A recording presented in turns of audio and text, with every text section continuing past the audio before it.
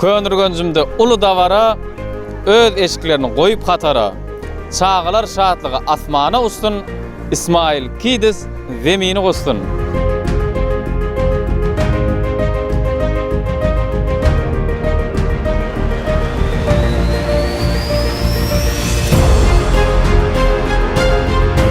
Her kim bunu eşitmeli, çağan egin eşikleri.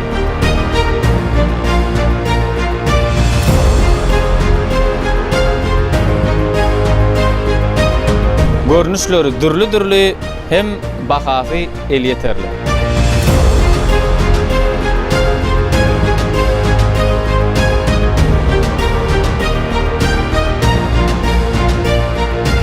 Gerek bolsa size eger İsmail Kidis peýda berer.